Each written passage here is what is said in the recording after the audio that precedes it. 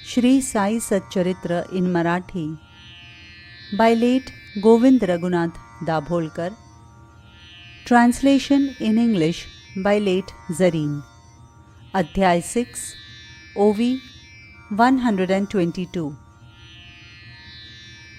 मशिदीचाही जीर्णोद्धार, भावा आपुले हस्ते साचार, भक्त गोपाळगुंडाचा निर्धार, पाषाण तयार करविले.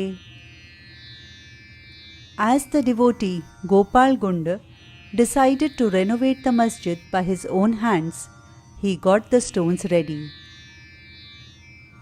परी हा जीर्णोद्धार योग, नवता वाटे गुंडाचा भाग, या विशिष्ट कार्याचा सुयोग, आला मनाजोग पुढारा. But the renovation work was not ordained for Gund. The occasion for this auspicious work arose later appropriately.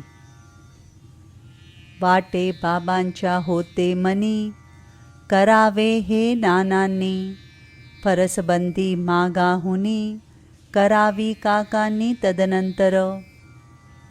It appears that Baba wished that the renovation should be done by Nana Chandorkar, and afterwards the paving of the floor should be done by Kaka Dikshit. तैसेची पुढे घडूनी आले, आधी आज्ञा मागता थकले, म्हाळसापतीस मध्यस्थी घातले, अनुमोदन दिधले बाबाही. Accordingly, it happened later on. In the beginning, they had got tired of asking for the permission. Then they made Malsapati the mediator, and Baba gave his permission. असो जेव्हा मशिदीसी, निशीत एका झाली फरसी, तेथुनी मग दुसरेच दिवशी, बाबा गादीसी बैसले. So be it. When the paving of the floor of the masjid was completed in one night, then the next day itself, Baba came and sat on the gadi. 11 साली सभा मंडप, तोही प्रचंड खटाटोप, केवढा तरी महाव्याप, जाहला थरकाप सकळीका. It was in the year 1911 that the Sabha Mandap was constructed. It was a difficult and a Herculean task. It involved a lot of hazards, and people trembled with fear. तेही कार्य येची रीती, ऐसीच सकल परिस्थिती, अस्ता पूर्ण केले भक्ती, एके रात्रीत सायासे. This work was also completed by the devotees working at nights in the same way and under similar conditions. रात्री प्रयासे खांब दाटावे, सकाळी बाबांनी उपटू लागावे, अवसर साधुनी पुन्हा चिणावे, ऐसे शिणावे सकळी की. In the night, the pillars would be erected with great difficulty, and in the morning, Baba would start uprooting them. Again, seizing the opportunity, they would be re-erected.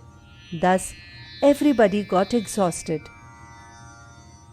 सर्वांनी घालावी कास, करावा रात्रीचा दिवस, पुरवावा मनाचा हव्यास, अतिसायास सोसुनी. Everyone girded up their loins, turned night into day to fulfill their objective, undergoing a lot of exertion.